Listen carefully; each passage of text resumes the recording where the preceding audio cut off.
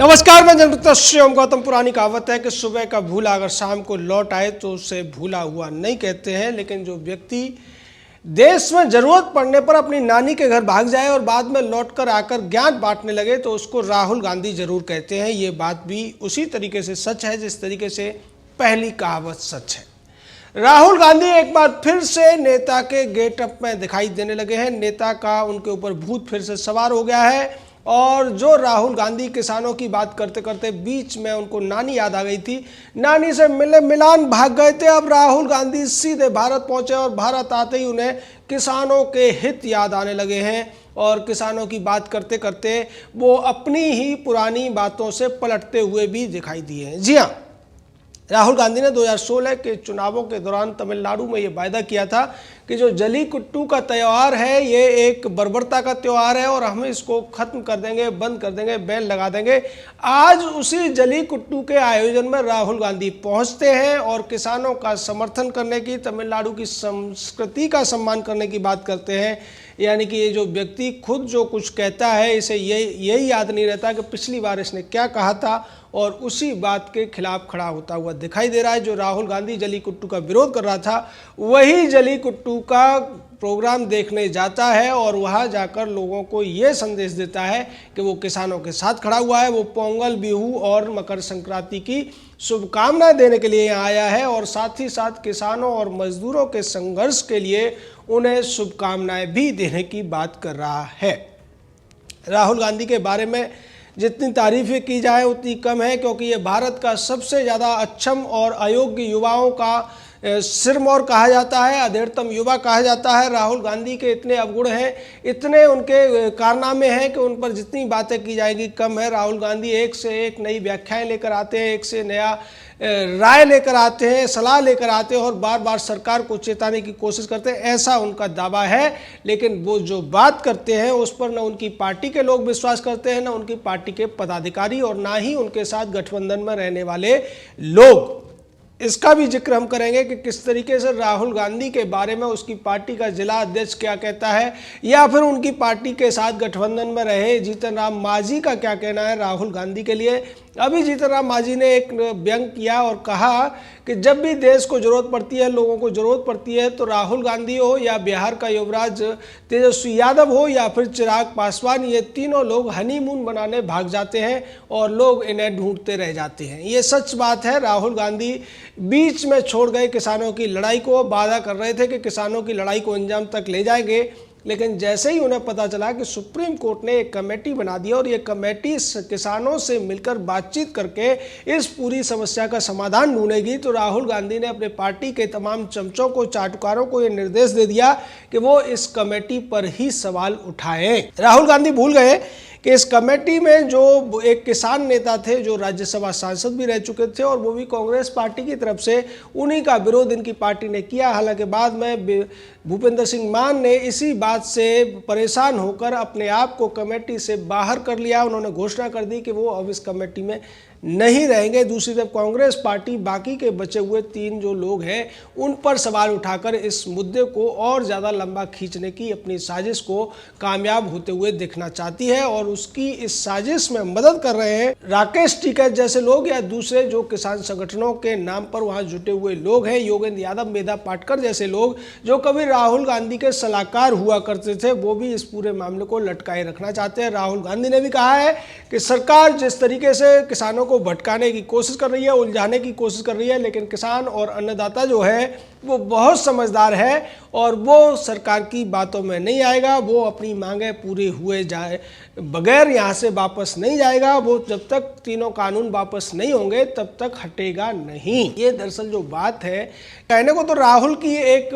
बाकी बातों की तरह से ही सारहीन बात है, लेकिन इसके माध्यम से राहुल गांधी अपनी पार्टी के नेताओं को और किसान संगठनों के जो अगुआ बनकर मिसलीडर बैठे हुए हैं, उनको एक संदेश देते हुए दिखाई दे रहे हैं। उनका ये कहना है कि जब तक हम न कहें आपको सरकार की बात नहीं माननी है, आपको आंदोलन से हटना नहीं है, आपको सड़कों को जाम रखना है, दिल्ली की घेराबंदी करके रखनी है और सरकार पर बनाए रखना चाहते हैं। इसीलिए उन्होंने स्पष्ट कर दिया है कि किसान इन मांगों को तब तक नहीं मानेगा जब तक उसकी जो मांग है कि तीनों कानूनों को वापस लिया जाए वो पूरी न हो। ये वही बात है जब अब सुप्रीम कोर्ट का फैसला आया था और उसके बाद प्रतिक्रिया देना शुरू किया था राहुल गांधी के गिरोह के तमाम छुटवैये कांग्रेसियों ने। हमने तभी आपको कह दिया था कि अपनी नानी के घर बैठा हुआ राहुल गांधी ये सारा का सारा खेल खेल रहा है। और अब जिस तरीके से राहुल गांधी भी खुलकर इसी बात को आगे करने की कोशिश में लगे हुए हैं, उससे साफ है कि कांग्रेस नहीं चाहती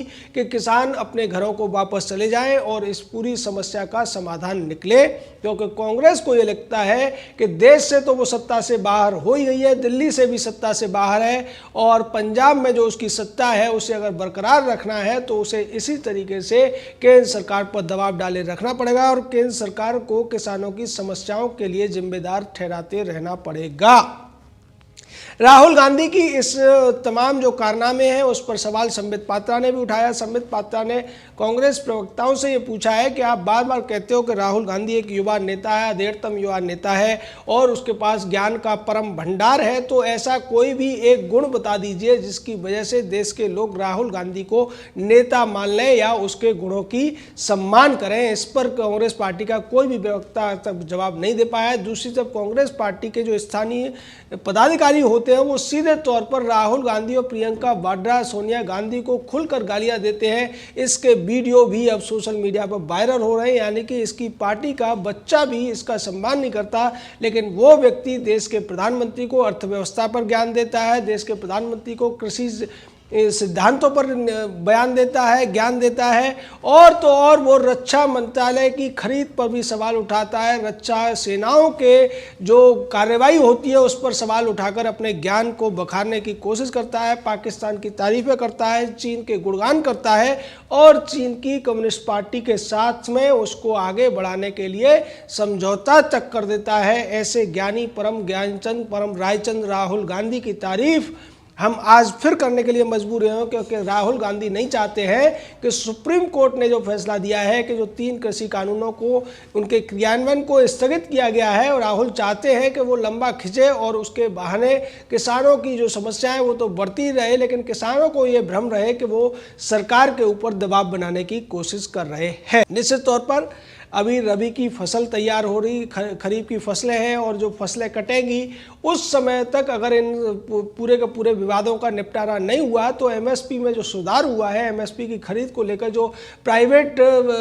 व्यापारी थे या दूसरे जो लोग थे, प्राइवेट ऑपरेटर्स थे, उनके लिए जो खरीद का एक ऑप्शन दिया गया था उस पर रोक लगानी पड़ेगी। और निश्चित तौर पर इससे पंजाब और हरियाणा के जो मंडी माफिया आड़तिए तो फायदे में रहेंगे, लेकिन पूरे देश के जो किसान हैं उनको बड़ा नुकसान हो सकता है, क्योंकि सुप्रीम कोर्ट ने कहा कि जो कमेटी है ये 2 महीने के भीतर अपनी रिपोर्ट पेश करे और 2 महीने का समय बहुत लंबा है, तब तक गेहूं की फसल भी तैयार हो जाएगी और दूसरी फसलों की जो बिक्री है उसके लिए किसान को इधर उधर भटकना पड़ेगा। लेकिन निश्चित तौर पर इस पूरी समस्या को बढ़ाने के लिए जो लोग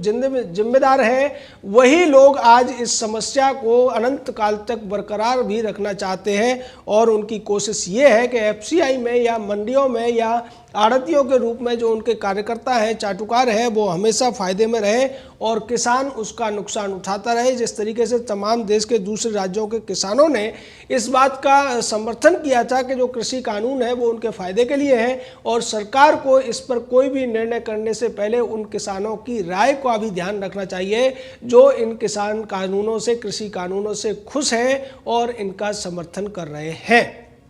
निश्चित तौर पर यह पूरा का पूरा जो जमावड़ा हुआ, जो गतिरोध पैदा हुआ था, उसके पीछे अगर कोई सबसे ज़्यादा जिम्मेदार है पंजाब की कांग्रेस गवर्नमेंट है या राहुल गांधी, सोनिया गांधी, प्रियंका वाड्रा और राहुल का जीजा रॉबर्ट वाड्रा जैसे लोग जिम्मेदार है। राहुल गांधी जो खुद किसान का साला है, नकली किसान का साला होने की वजह से वो नकली किसान के हितों की बात करता है और अब जब सुप्रीम कोर्ट की कोशिशों के बावजूद समाधान की उम्मीद पूरे देश को लग रही थी, तब राहुल गांधी के जो बयान है, उसके नेताओं के जो बयान है कि ये सीधे तौर पर किसानों को परोक्ष संदेश देते हुए दिखाई दे रहे हैं कि किसानों को सरकार की बात नहीं माननी है, सरकार की बात न मानकर वो अपनी जिद पर अड़े रहे और तीनों कृषि कानूनों को वापस लेने की जिद करते रहे जब तक सरकार इनको वापस न ले ले। न तो राहुल गांधी और ना ही उसके बड़े बड़े चाटुकार, जिनमें कई सुप्रीम कोर्ट के वकील भी हैं, और सुप्रीम कोर्ट के वकील भी जो राहुल गांधी की पार्टी से तो नहीं है लेकिन बात उसी तरीके की कर रहे हैं, वो भी अभी तक इस बात का कोई तार्किक पक्ष नहीं रख पाए हैं कि इन कानूनों में ऐसा है क्या जो किसानों के विरोध में है, जिससे किसानों को नुकसान होगा। वो सीधे तौर पर एक गोल बोल बात करते हैं, जैसा राहुल गांधी करते रहे कि ये कानून काले हैं और इनसे किसानों को नुकसान होगा, लेकिन कौन सी धारा ऐसा नुकसान कर रही है, कौन सा इनका जो सेक्शन है, कौन सा इसका उपबंध है जो इनको किसानों को नुकसान कर सकता है, ये बताने में योगेंद्र यादव हो, मेधा पाटकर हो, राहुल गांधी हो, रणदीप सुरजेवाला हो, अरविंद केजरीवाल या कैप्टन अमरिंदर सिंह जैसे लोग हों या फिर अखिलेश यादव टाइप के छुटवैये हों, अभी तक नाकामयाब हुए हैं। और यही वजह है कि सुप्रीम कोर्ट ने एक कमेटी बनाई। कमेटी ऐसे लोगों की बनाई गई जिन्हें इन कानूनों पर बेहद अच्छी समझ है और इसीलिए इन लोगों ने इन कानूनों के पक्ष में राय दी थी, लेकिन उसी बात को आधार बनाकर अब ये कहना चाहते हैं कि ये जो कमेटी बनाई गई है, ये लोग तो पहले ही लिखित में कह चुके हैं कि ये इन कानूनों का समर्थन करते हैं, तो फिर ये किसानों की बात कैसे सुनेंगे। दरअसल ये लोग उस उद्देश्य को ही नहीं समझ पा रहे हैं जिसके उद्देश्य से सुप्रीम कोर्ट ने एक कमेटी बनाई है। सुप्रीम कोर्ट का ये कहना है कि ऐसे लोग इस कमेटी में हो जो कानूनों को भी अच्छी तरीके से समझते हैं और किसानों की जो ज़रूरतें हैं, किसानों की जो आवश्यकताएं हैं या किसानों की आय बढ़ाने के लिए जो कुछ आवश्यक है उसको भी अच्छी तरीके से समझते हैं। इसीलिए कमेटी में 2 कृषि अर्थशास्त्रियों को रखा गया, कृषि वैज्ञानिकों को रखा गया और 2 किसान नेताओं को रखा गया। लेकिन इन लोगों को ये लगता है कि उस कमेटी में राहुल गांधी टाइप के या फिर कैप्टन अमरिंदर सिंह टाइप के या शरद पवार टाइप के या फिर मार्कंडे काटजू टाइप के लोग होने चाहिए थे, जो किसानों की जो जिद है उसी को आगे बढ़ाते और सीधे तौर पर बिना तार्किक बात किए, बिना संवैधानिक बात किए कानूनों को हटाए जाने की वकालत कर दे। मार्कंडे काटजू ने जिस तरीके का बयान दिया कि जो कमेटियां होती हैं ये कमोड होती हैं और कमोड पर पहले आप बैठते हैं और फिर उसका रिपोर्ट आती है और बाकी काम हो जाता है। इस तरीके की बातें करने वाला मार्कंडे काटजू अगर इस कमेटी में होता तो कैसी बातें करता। जो व्यक्ति सुप्रीम कोर्ट का जज होने के बावजूद इतनी ज़्यादा घिनौनी बातें करता है, इतनी बेवकूफ़ाना बातें करता है, ऐसे लोगों की उम्मीद ये लोग कर रहे थे कमेटी में हों। लेकिन सुप्रीम कोर्ट ने जिस तरीके से 2 विद्वानों को और 2 किसान नेताओं को उसमें रखा, उससे इन्हें लगा कि इनका जो बेवकूफ़ाना कुतर्क है वो इन लोगों के सामने नहीं चल पाएगा और इसीलिए अब राहुल गांधी और पूरी कांग्रेस के साथ साथ वो तमाम छुटवैये किसान नेता भी कमेटी का विरोध कर रहे हैं। राहुल की साजिश पूरी तरह से बेनकाब हो चुकी है। राहुल गांधी और इसके खानदान की वजह से आज देश के किसान की हालत ये बनी हुई है। जब किसान कभी अपना गेहूं बहुत अच्छे दामों पर बेचा करता था, उसे एमएसपी के जाल में फंसाकर इस तरीके से मजबूर कर दिया गया कि आज वो गेहूं उपजाने के लिए इसलिए राजी नहीं है क्योंकि गेहूं का उचित मूल्य नहीं मिलता है। दूसरी फसलों को इसलिए नहीं उपजा रहा है क्योंकि उसमें मेहनत करनी पड़ती है और इसी का नतीजा देखने को मिल रहा है कि केवल पंजाब और हरियाणा के किसान इन कानूनों का विरोध कर रहे हैं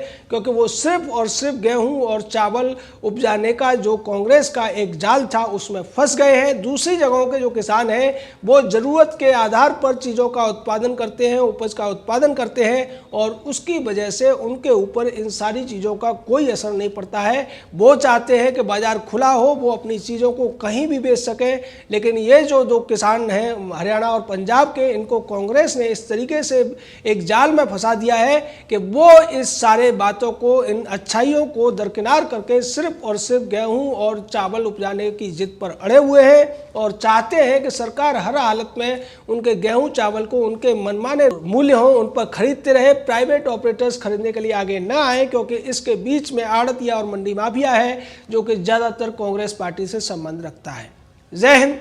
जय भारत।